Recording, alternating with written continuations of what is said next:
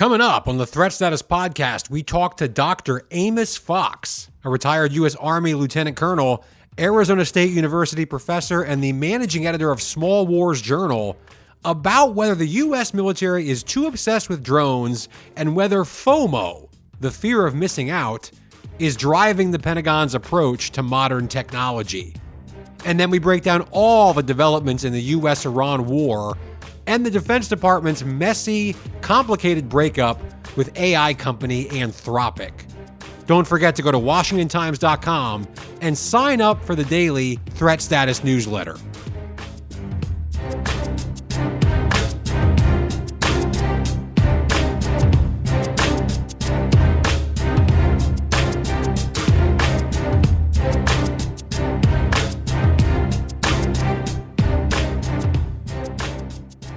Hello and welcome to the Threat Status Podcast. I'm your host, Ben Wolfgang, national security correspondent at the Washington Times, and I'm joined this week by Vaughn Cockayne, foreign affairs correspondent here at the Times.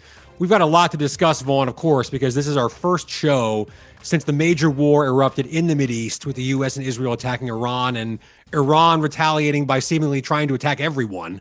We'll break down all of that here in just a minute, and then we have a great interview coming up with Dr. Amos Fox of Arizona State University about whether the Pentagon is approaching 21st century technology and its military applications in the wrong way. But Vaughn, first things first, before we get there, I know there's a lot on your radar, but what are the biggest things on the top of your radar right now? Yeah, like you said, Ben, thanks for having me. And it has been a historical week and a really stressful one for us in the media, trying to cover all this at the same time and keep track of everything. But at the top of my radar really is the search for Iran's new supreme leader. I'm sure that you've been following this as well. But as a lot of people know, the Ayatollah Ali Khamenei, who ruled Iran from 1989, was assassinated on February 28th in the first series of U.S. and Israeli attacks. And it triggered really a leadership crisis in Iran, with multiple candidates being named as potential successors. There's right now a 3-person interim council that is officially leading the country, with the president, the chief of the judiciary, and one elite cleric, Ali Reza Arafi. But formally, under the Iranian constitution, an 88-member assembly of experts is supposed to pick the supreme leader, quote, as soon as possible. Israel said that any successor to Khamenei would be an immediate strategic target. And Israeli strikes even disrupted the funeral of Khamenei, which was supposed to take place on Wednesday. It's not really clear exactly what the succession is supposed to look like. Again, Iran has only done this one other time, and right now they're doing it under direct fire from the U.S. and Israel. Yeah, it's interesting how, we've seen these reports, of course, this week of the Trump administration kind of rebuffing what were reported, as outreach from what's left of the Iranian government trying to start some sort of negotiations or restart some sort of negotiations, and the U.S. apparently not being interested at this time. It seems like part of the overall grand strategy, of the U.S. and Israel is to kind of leave Iran in the lurch, like keep up the pressure enough here so that they can't actually select a supreme leader, a successor. That's right. Yeah, the leadership vacuum and the trying to stop consolidation of power in Iran is obviously a massive consideration for U.S. and Israeli forces, even though the U.S. is still saying that they're only targeting military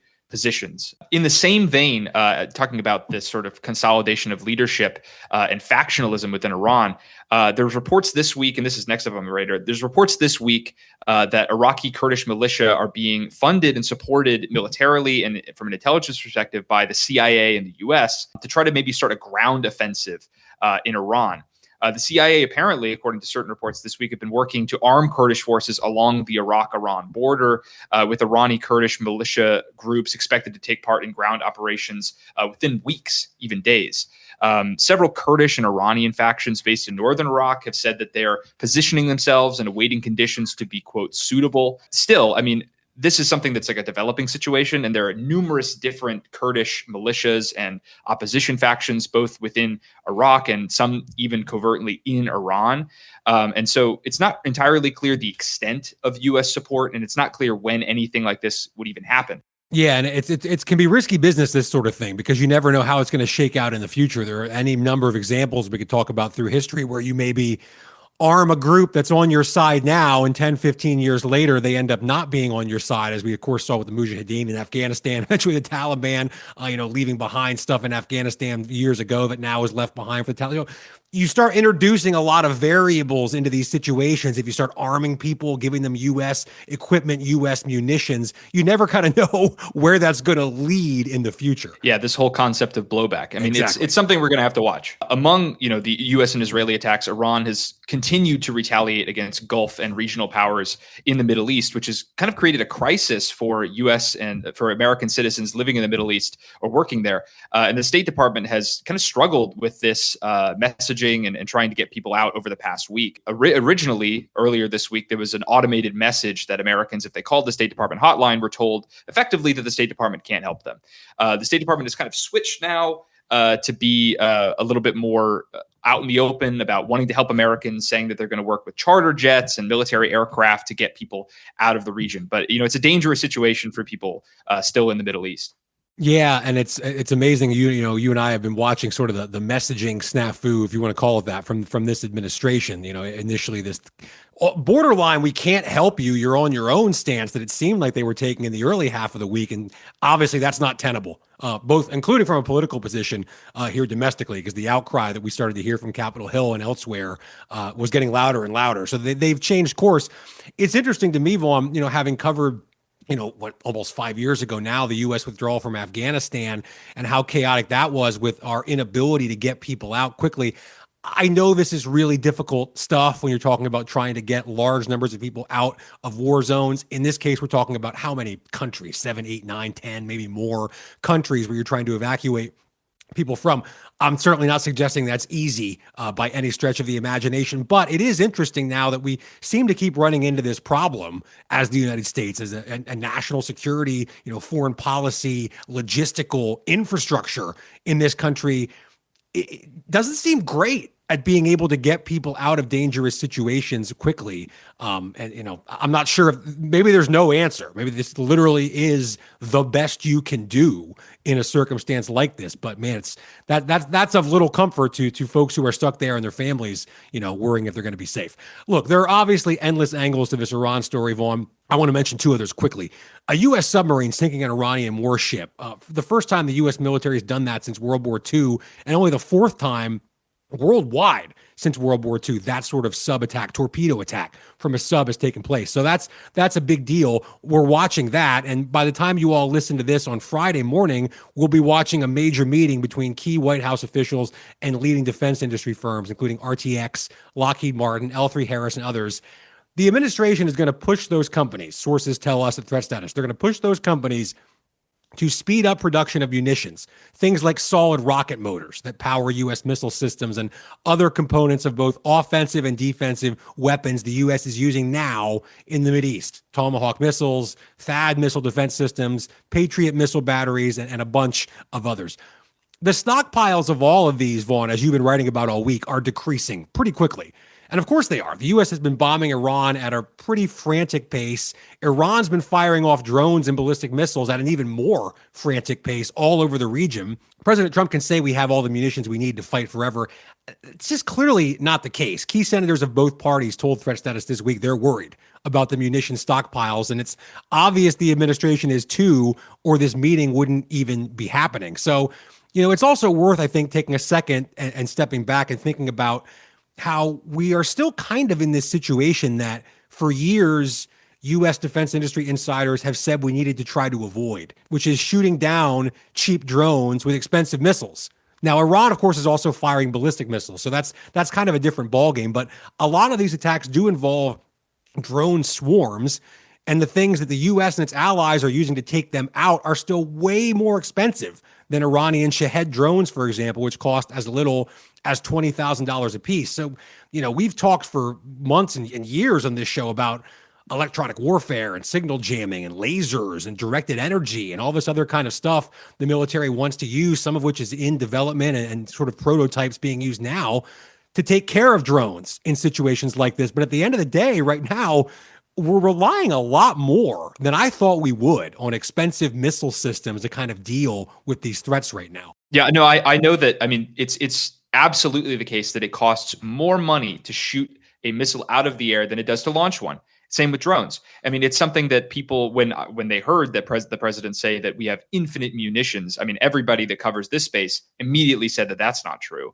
And there's no way that's possible. And as you said, I mean, this meeting on Friday between President Trump and White House officials and top defense industry officials makes that absolutely clear. Yeah, and you had Defense Secretary Hegseth yesterday. We're recording this on Thursday. On Wednesday at the Pentagon, telling reporters the U.S.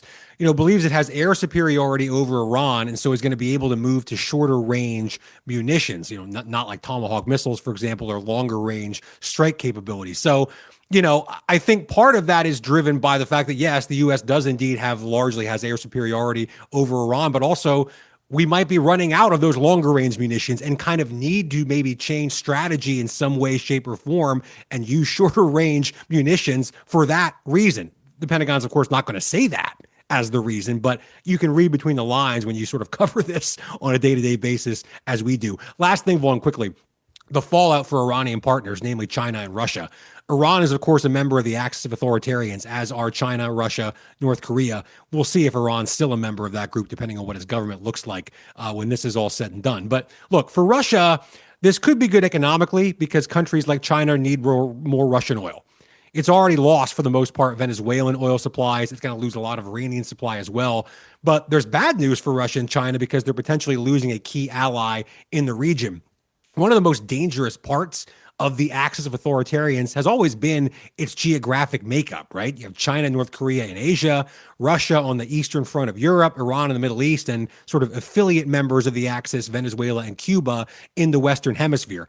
That's changing before our eyes. We saw, of course, Venezuela, what's happened there. We've sort of heard these not so veiled threats toward Cuba. Now what we see in Iran. So the axis could look very different in just a matter of weeks, certainly months from now. But of course, we can't predict how it's going to play out, and there's no guarantee, at least right now, that Iran's government is actually going to break its ties to any of those other countries. That's true. I mean, there's been a lot of ink spilled over the past week about sort of the inherent weaknesses of Iran's relationship with China and with Russia. And ultimately, as you just laid out, I mean, Russia and China both risk so much more than they gain by getting involved in this conflict, at least directly or even indirectly.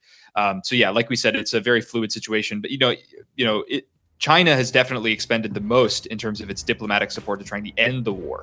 But Russia, absolutely not.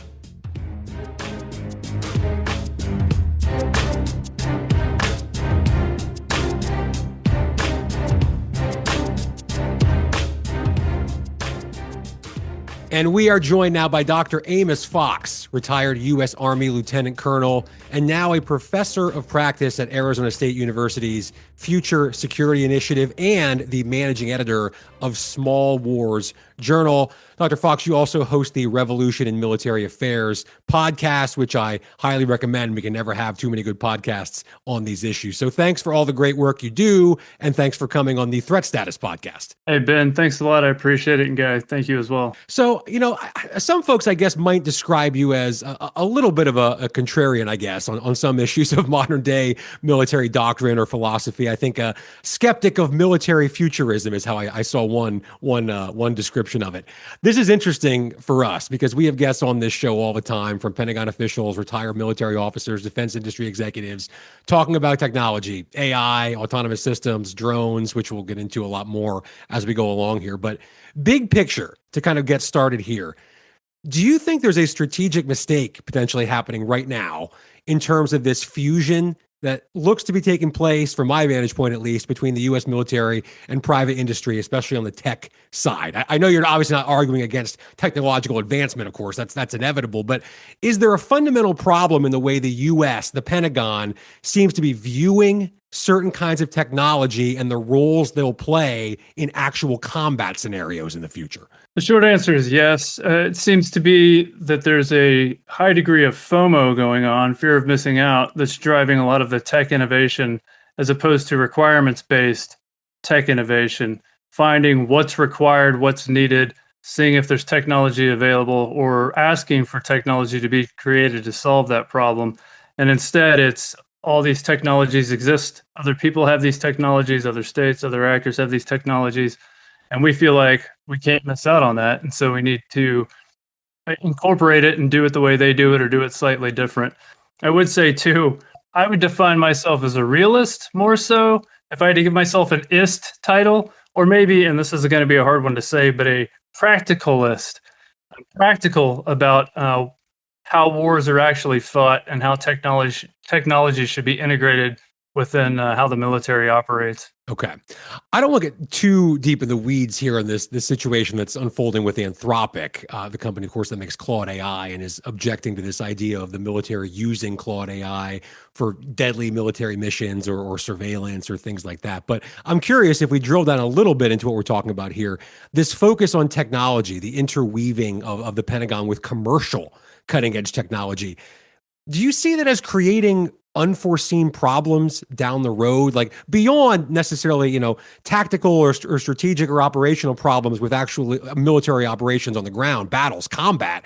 Are there potentially, is this the introduction of some social or even moral problems that are kind of getting baked in to the way the Pentagon's going to operate going forward?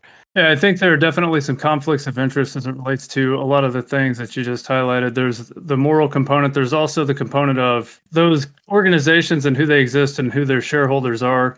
Do the shareholders agree that that's the best way that those companies should be employed? I don't know, because a lot of those companies have a lot of shareholders.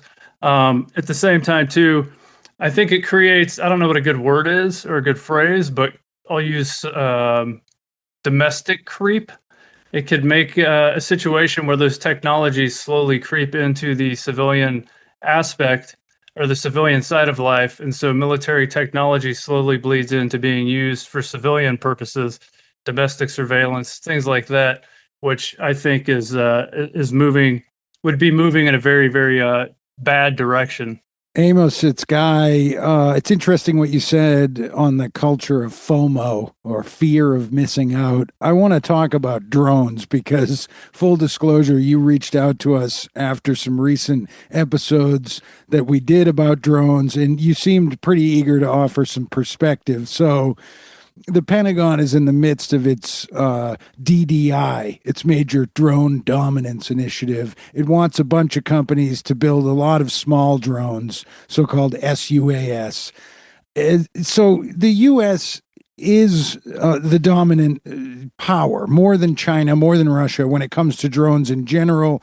Do you agree that this pursuit of just the DDI and this sort of fever about small drones is really the right way to go about this? Is it the right strategy? How important is SUAS to global drone dominance? Is it really the right way forward? Part of the problem is the conversation on drones is being driven by air power theorists, technologists, institutions, but institutions driven again by FOMO more so than requirements, and keeping up with everybody else that's employing drones. Right, we lost our minds, and we saw Nagorno-Karabakh and how Azerbaijan was able to quickly deal with Armenia via drones and that conflict, and that started the drone fever really, and then that exploded essentially in the early days of the Russia-Ukraine war, where we thought drones were saving the day. Right, the Bayraktar was the big thing at the time, and that the drone fever there lasted for about 2 weeks, and then slowly that faded, and new waves of different types of drones came to the fore. And the big picture thing I think folks are missing with the drones when we look at Ukraine, for instance, and saying, look at Ukraine, look at all the drone innovation they're doing. Drones haven't helped Ukraine win the war. That's not to mitigate their impact on their ability to fight the war.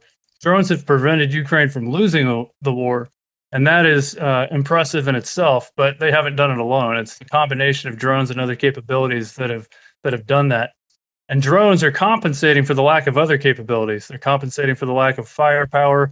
They're compensating for the lack of manpower significantly, and they're compensating for all sorts of other capabilities that they don't have that they need. And so this is where you can't make a one-for-one comparison with Ukraine, United States. We should copy Ukraine. I'm not saying the Department of Defense is doing that, but a lot of people are, right? They're just not digging deep enough into it. But you've got this top-down assessment on what's going on. You don't necessarily have a bottom-up perspective on things, and I think that's what's overlooked on a lot of this. The other part is we're not looking at historical precedent and pulling that forward.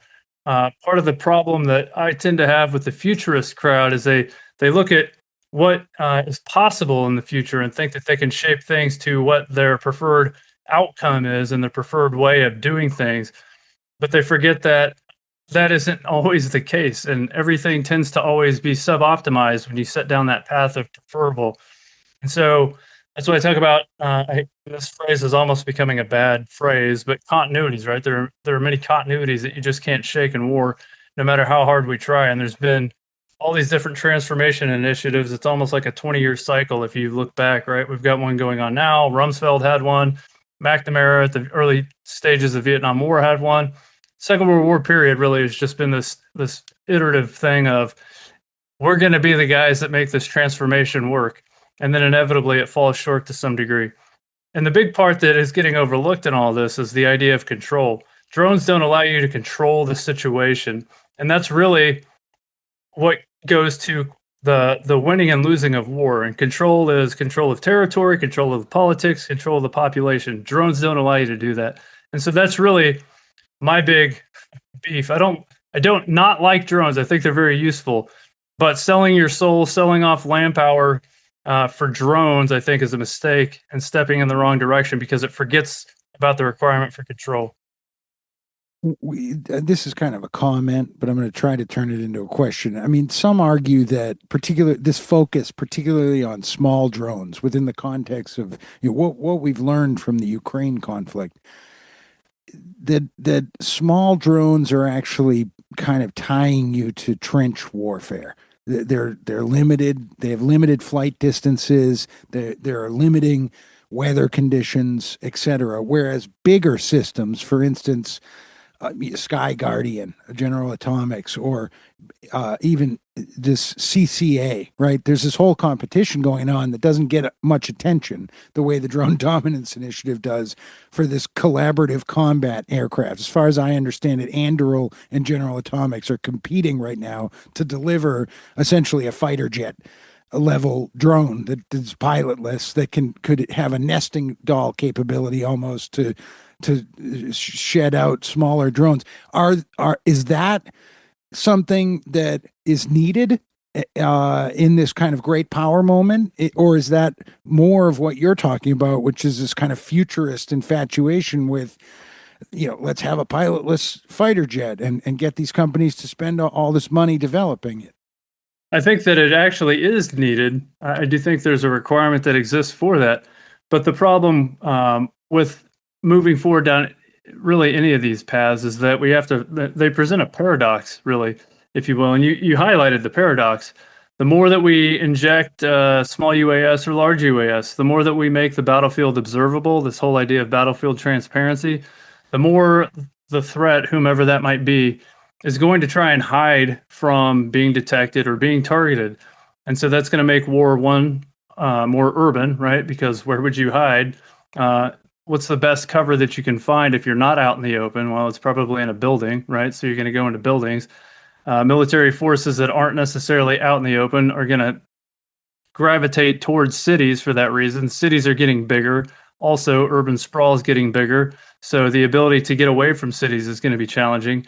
And so because of that, in addition to that first paradox, they're going to increase the damage, death, and destruction associated with the use of drones.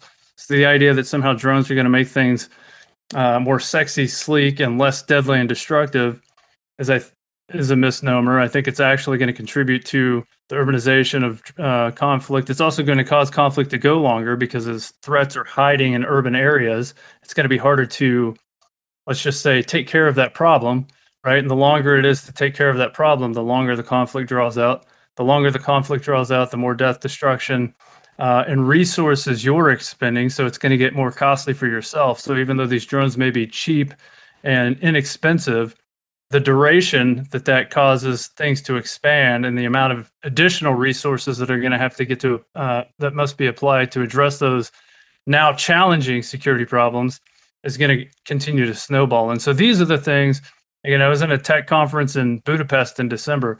These are the things that weren't getting discussed. And when you brought it up, again, it was almost like a Spinal Tap moment where it's like, yeah, but these go up to 11. Well, let me ask you kind of an Army specific question on this, because we had the commander of of Army Materiel Command, for example, on this podcast, talking about the 3D printing of drones and how, for example, they're envisioning a world in the not too distant future where soldiers will have the ability to basically 3D print repair parts for their own personal drone that they're going to have with them on the front lines of a theoretical conflict in the future.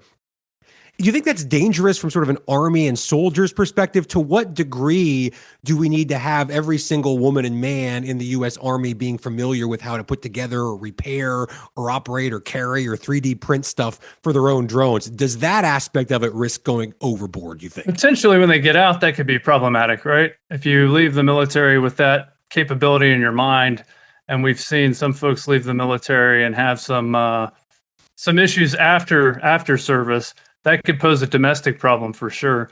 I don't necessarily find it to be, I honestly think, to be 100% frank, I think the Army needs to actually make a drone corps. Part of the problem I think that goes on right now, or part of the problem I think that exists with the Army and how it's thinking about drones, is it's focusing on letting the soldiers figure it out, pushing down innovation to the lowest level. And in doing so, they're ceding the institutional requirement to come up with an institutional solution, both conceptually, doctrinally, material-wise, right, training-wise.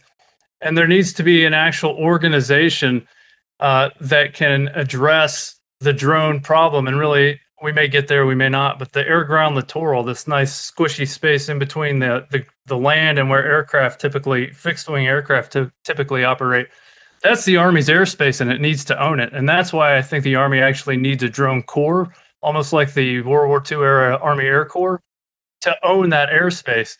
And as part of that drone corps, I think being able to 3D print at the, whatever the furthest edge is that it's required is actually helpful. So I do think in that regard, it's beneficial. However, there are domestic concerns later, but you could also say that about teaching a soldier how to use a rifle or anything else. Amos, one more for you. Are there faulty assumptions about drones specifically that could lead to much broader operational mistakes at the planning level? In other words, is the U.S. already making drone-based military tactical strategies that just could be wrong?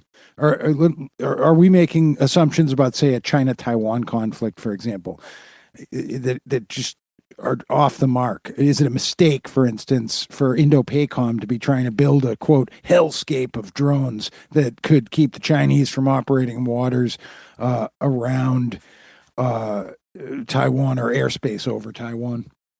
So that idea in itself is not necessarily a bad idea. However, selling off the fighting and supporting elements for the fighting elements of the Army to generate these other capabilities. So selling off, again, the past, 2023, 2024, there's been several modernization strategies that have come out that have not gutted the land forces, but have taken significant chunks out of the land forces. And again, truth in lending, I used to be an armor officer, but I say this, I'm going to mention units, not because I'm like, oh man, my background. But, cavalry units, reconnaissance units were pulled out of a lot of forces. Engineers were pulled out of forces. We've reconfigured a lot of artillery forces to make way for drones. The mobile brigade combat team went from 4,500 people to 1,900 people. The retort to that is a lot of those people have been put up into the division level and made division level capabilities. But at the same time, if you think about a brigade, all right, let's talk about brigades, a brigade or a set of brigades that has to go do a thing, right? So China invades Taiwan. We somehow happen to get to Taiwan to help out. You've got to start feeding in brigades to go accomplish this mission of controlling the situation, which requires controlling the terrain, controlling the politics, controlling the people. And part of controlling that is fighting and defeating whatever the threat may be. And if you've got these formations that don't have any mass to them, any forces, people, tanks, guns, whatever, other capabilities, engineers to go do the things on the ground that are required, you don't have those because you've sold it off to get all these drones, then you're going to find yourself in a very precarious situation where the Army can't actually do what the Army exists to do, which is fight and win on the land in support of a joint force. And so the Army, this is why, again, I think the drone corps is a solution the Army should be pushing towards, not at the expense of the fighting capabilities and the supporting capabilities on the ground, but somehow in addition to, and I got it, like money's finite, but the Army probably needs to build a better narrative to get the money to make the additional investments, as opposed to just saying, okay, we're going to get rid of these things to bring in these things. And now we can't do what we actually exist to do. And that's what I fear the misstep is it's restructuring itself, and it's not going to be able to do what the Army exists to do. Amos Fox, the managing editor of Small Wars Journal, and listen to his podcast, Revolution in Military Affairs. Thanks so much for coming on the Threat Status Podcast. Really enjoyed that. Thank you, gentlemen. I've had a good time.